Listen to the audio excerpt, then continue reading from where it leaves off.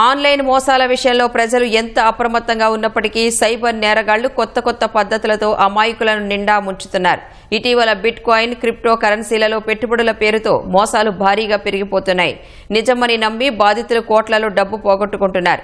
Social media, matrimony వెబ్సైట్లు, dating యాప్లలో నకిలీ profiles సృష్టించుకుంటున్న cyber నేరగాళ్లు తాము విదేశాల్లో ఉంటున్నామని, క్రిప్టో ట్రేడింగ్లో నిపుణులమని నమ్మబలుకుతున్నారు. ఆర్థిక స్థితిని మెరుగుపరుచుకోవచ్చంటూ అమాయకులను బుట్టలో వేసుకుని నిండా ముంచేస్తున్నారు.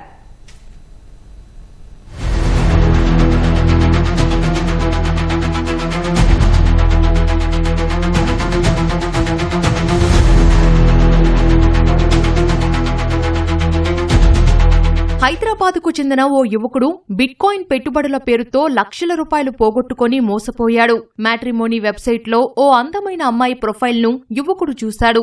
ఆ ప్రొఫైల్లో ఉన్న యువతి వెంటనే అతడిని సంప్రదించింది. తాను స్కాట్లాండ్లో ఉంటున్నానని, క్రిప్టో ట్రెండింగ్లో నిపుణురాలినని పరిచయం చేసుకుంది. కొన్ని రోజులకు వాట్సాప్ చాటింగ్ ద్వారా అతడితో ప్రేమగా మాట్లాడి నమ్మకం పెంచుకుంది. ఆ తర్వాత అసలు కథ మొదలుపెట్టింది. తాను బిట్ కాయిన్లో పెట్టుబడి పెట్టి పెద్ద మొత్తంలో లాభాలు సంపాదిస్తున్నానని నమ్మపలికింది. అతడిని కూడా పెట్టుబడి పెట్టాలని ఒత్తిడి తెచ్చింది.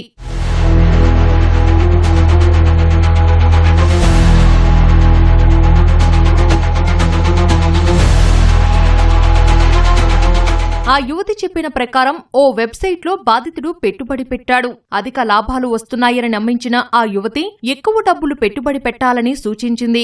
ఆమె పంపించిన కస్టమర్ కేర్ నంబర్లకు కూడా బాధితుడు వాట్సాప్లో చాట్ చేశాడు. వారు చెప్పినట్లుగా పలు కరెంటు ఖాతాలకు నెట్ బ్యాంకింగ్ ద్వారా డబ్బు బదిలీ చేశాడు. దాదాపు 11 లక్షల రూపాయలు నగదు పోగొట్టుకున్న తర్వాత బాధితుడు తాను మోసపోయానని గుర్తించాడు. మ్యాట్రిమోనీ సైట్తో పాటు పెట్టుబడి పెట్టిన వెబ్సైట్ కూడా నకిలీదిగా తెలుసుకొని హైదరాబాద్ సైబర్ క్రైమ్ పోలీసులకు ఫిర్యాదు చేశాడు. క్రిప్టో కరెన్సీ పేరుతో చాలా మంది ఈ నైజీరియా, కంబోడియా, చైనీస్ వాళ్ళు చాలా మోసాలు ఇండియన్స్ దగ్గర చేస్తున్నారు. అవి వాళ్ళు ఎలా చేస్తారంటే, మీ దగ్గర ఫస్ట్గా ఇనీషియల్గా స్టార్టింగ్లో 1000-2000తో మీరు ట్రై చేయమని అంటారు వాళ్ళు. మీరు దానిలో 1000-2000 ఇన్వెస్ట్ చేసిన తర్వాత మీకు రిటర్న్ వస్తాయి. 10-15 రోజుల్లో వాళ్ళు మీకు 1000-2000కి ఏదైతే మీరు పెట్టారో దానికి డబల్ చేసి మీకు మనీ ఇస్తారు. సెకండ్ టైం లెవెల్ అనేది ఇంక్రీజ్ అయిపోతుంది. మీరు 50,000-20,000 అట్లా కట్టాలి. అది కూడా చేసినప్పుడు మీకు రిటర్న్ వస్తుంది. దాని తర్వాత నుంచి 1 lakh 2 lakhs వరకు వాళ్ళు మీకు పెట్టమని చెప్తారు. అది లేకపోతే మీరు పెట్టలేదు. దాంట్లో ఈ 2 సార్లు మీకు ఆల్రెడీ డబ్బులు వచ్చాయి కదా అని మీరు వాళ్ళని నమ్మేస్తారు. నమ్మిన తర్వాత ఈ జెన్యూనే, మనకి దీనిలో ఆల్రెడీ మనీ వస్తున్నాయి అని నమ్మి మీరు దాంట్లో ఇంకా డబ్బులు పెడుతూ పోతారు. దాంతో వాళ్ళు మీరు థర్డ్ టైం, ఫోర్త్ టైం ఎప్పుడైతే 1,00,000 పైన లేదంటే 50,000 పైన దానిలో డబ్బులు ఇన్వెస్ట్ చేసేస్తారో, ఈ ఇన్కమ్ ట్యాక్స్ రేడ్ ఉంది, లేదంటే ఈ ఫలానా ఛార్జెస్ ఉన్నాయి, దానివల్ల డిలే అవుతుంది, మీరు ఇంకో 1,00,000-2 లక్షలు పెడితే మీకు కలిసి మీకు డబ్బులు వస్తాయి, ఇట్లాంటి స్కీమ్లు మీకు చెప్పేసి ఇట్లాంటి కారణాలతో మీ దగ్గర నుంచి ఇంకా డబ్బులు వాళ్ళు దోచుకోవడం స్టార్ట్ చేస్తారు. ఇలా చాలా మంది వేలు కాదు, లక్షలు కాదు, కోట్ల రూపాయలు కూడా పోగొట్టుకున్న వాళ్ళు మన హైదరాబాద్ లోనే ఉన్నారు. సైబర్ నేరగాళ్లు బిట్ కాయిన్, క్రిప్టో కరెన్సీలలో పెట్టుబడుల పేరుతో మోసాలకు పాల్పడుతున్న నేపథ్యంలో ప్రజలు జాగ్రత్తగా ఉండాలని సైబర్ నిపుణులు సూచిస్తున్నారు.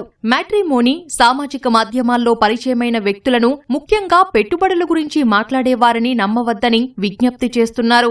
మళ్ళీ వాళ్ళు ఒక యాప్ కూడా ఇస్తారు, ఒక వెబ్సైట్ కూడా ఇస్తారు. దాంట్లో ఈ గ్రాఫ్స్ ఎట్లయితే వస్తాయో, మీకు స్టాక్ మార్కెట్ అట్లాంటి మీ డబ్బులు మీకు వస్తున్నట్టు మీ వ్యాలెట్ అంతా చూపిస్తారు.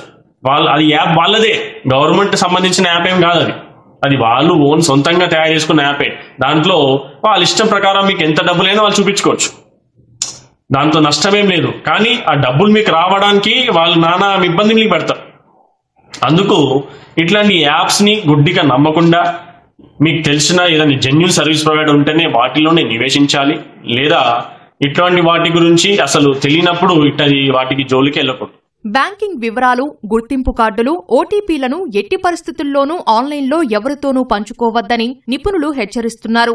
మీరు మోసపోయినట్లు అనుమానం వస్తే వెంటనే www.cybercrime.gov.in వెబ్సైట్ ద్వారా లేదా 1930 నంబర్కు ఫోన్ చేసి ఫిర్యాదు చేయాలని సూచిస్తున్నారు.